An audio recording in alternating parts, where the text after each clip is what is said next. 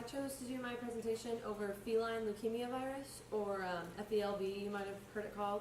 I chose this topic because I work at an animal shelter here in Lafayette, and we see tons and tons of new cats every week, and some are off the street or they're from just unknown backgrounds, so we don't really know what they may have come in contact with. And while we don't see too many cases of this, we're always on the lookout for it because it is actually the leading viral killer in domestic cats. So if you had like any kind of animal operation involving felines, this would be something that you needed to be knowledgeable of. So what is FeLV exactly? It's a really difficult virus to describe because it can cause so many different things. So we'll go into each of these four main issues individually, but it's a retrovirus. It mainly weakens the immune system. It can cause a huge number of blood disorders, and it is the most common cause of some cancers in cats. So you can see, like in this photo right here, a lot of the characteristics of the things that FeLV can cause. The cat is really skinny, it looks dehydrated, it looks like it's got some drainage from the eyes and the nose, probably from like an upper respiratory infection that its immune system can no longer fight off. They usually have a really dirty coat because they're usually lethargic and they just don't have the energy to clean themselves anymore. And not all cats are going to look exactly like this or this rough, but it just shows how many negative side effects the virus can bring with it.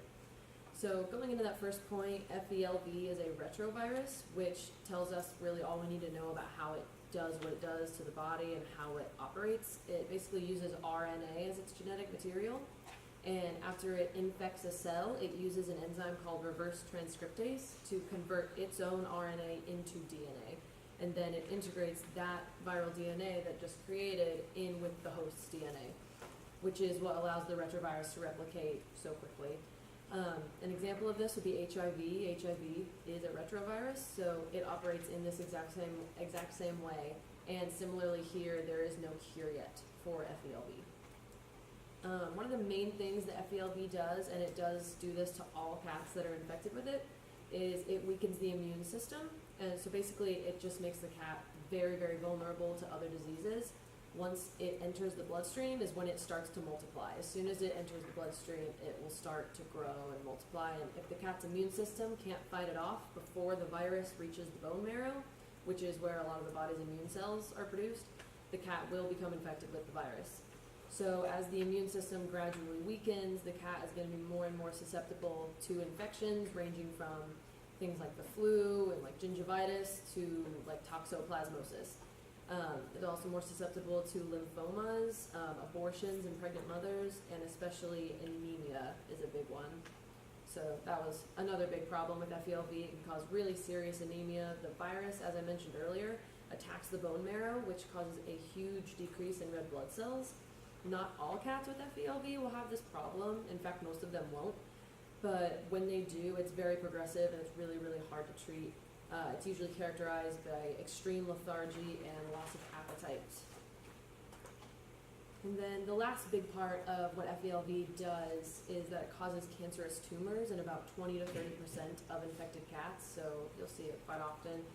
The most common type is lymphoma, and the tumors are mainly found in the digestive tract, like shown here in this x-ray. But they can also surface in lymph nodes really all over the body. Like this other picture right here is showing a tumor on the popliteal lymph node, which is on the rear legs opposite the knee. So as with any cancer, this can be treated and the cat can end up healthy again for a little while, like in a state of remission, but it can't be fully cured. Like we had a cat back at the shelter and he had a couple tumors, he had some pretty progressive FeLV, and we got them removed, and almost as soon as the surgery scars healed up, he had like 2 or 3 more. So it acts very, very quickly when it's progressed pretty far. So how does the virus spread exactly? It's mainly transmitted through bodily fluids, such as saliva through sharing of food bowls, or if a cat is bitten by an infected cat. It can also be spread through urine and feces, and a big one is the spread of the milk from an infected mother to her kittens. Now you may remember me saying that the majority of FeLV suffering mothers will most likely have unsuccessful pregnancies, so how could they pass it through their milk if they never have any live babies? This leads into one of the biggest issues with FeLV is that a cat can be a carrier for it and not show the disease in any way at all other than a blood test. So if a mother was exposed and fought off the disease and then had a litter of kittens, say like 2 years later, those kittens have a high chance of getting the disease if they don't receive enough of the antibodies from the mother, like through the milk. So this is the reason this is the reason we test every single cat that comes through the doors at the shelter for FeLV, because even though it may seem like a perfectly healthy cat, it may be a carrier and have the potential to spread the disease.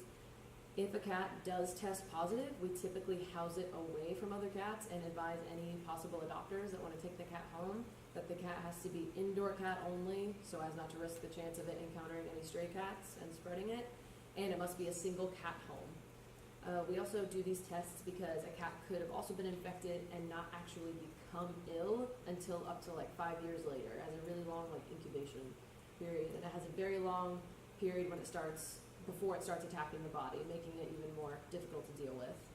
But in terms of being able to naturally fight off the disease, this increases with age as the immune system grows. So 80% of adult cats will fight it off if exposed to it.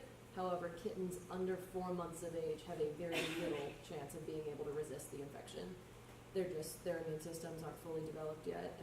It's not yet known why some adult cats can't fight it off, while some can. That's currently still being researched.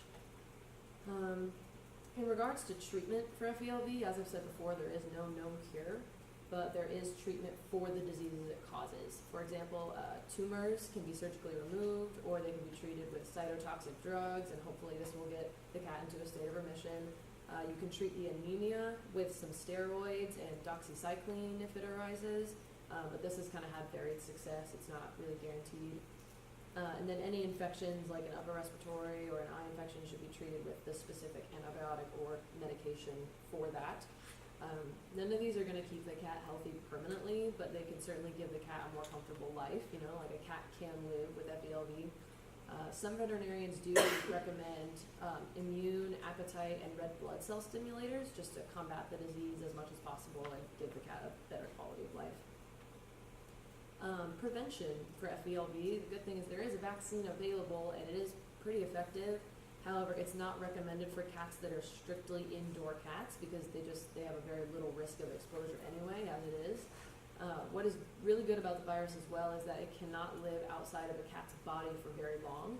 So as long as there is minimal contact with an affected cat or a carrier, there will be no transmission. It can't live unless it's gotten inside the cat's body. So if there's no contact, there's no infection. Keeping your cat indoors is a good method of prevention, and proper sanitation is really, really important in larger animal operations when you may have a bunch of new cats coming in and you don't really know their background.